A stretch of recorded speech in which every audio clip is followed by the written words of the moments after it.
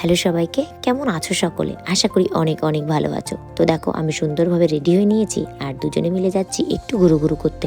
আর এই যে দেখো গ্রামের দিকে শীতের রাত, রাত 7টা বাজতে না বাজতেই যেন মনে হচ্ছে রাত 2টো বেজে গেছে। কি ভয়ানক পরিবেশ লাগছে তাই না? তো যাই হোক, প্রথমে বেরিয়েই চলে গেছিলাম ঢাকেশ্বরী বস্ত্রালয়।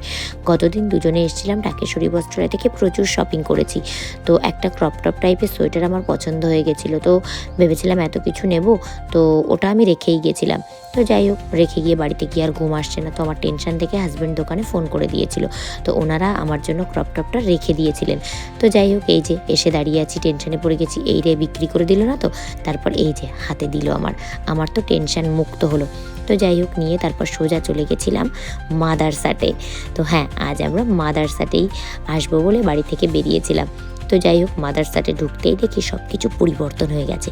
কেন পরিবর্তন হয়েছে সেসব কথাই পরে আসছি, আগে দেখে নাও মাদারসাটকে ক্রিসমাস উপলক্ষে কত সুন্দরভাবে সাজানো হয়েছে। আমার তো বেশ ভালো লাগে দেখতে এরকমভাবে। এখন ক্রিসমাস উপলক্ষে সব জায়গায় খুব সুন্দরভাবে সাজানো হবে, ওটা আমার দেখতে ভীষণ ভালো লাগে। প্রায় 1 মাস 1.5 মাস বাদে এলাম মাদারসাট, ঠিক আছে। তো এসে দেখি সব বদলে গেছে। আগে এখানেই সব ছোটো ছোটো স্টলগুলো বসতো, এখন সেটা হচ্ছে পাল্টে ওপাশে গেছে। দেখাও, সব ছোটো ছোটো দোকানগুলো অ্যাডজাস্টমেন্টে এখানে করে দিয়েছে, বেশ ভালো।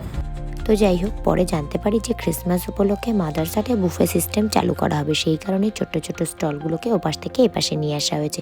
তো যাই হোক, চলো আগে গিয়ে বসি, পরে তোমাদের সাথে দেখা হচ্ছে। এখনকার মতো টাটা।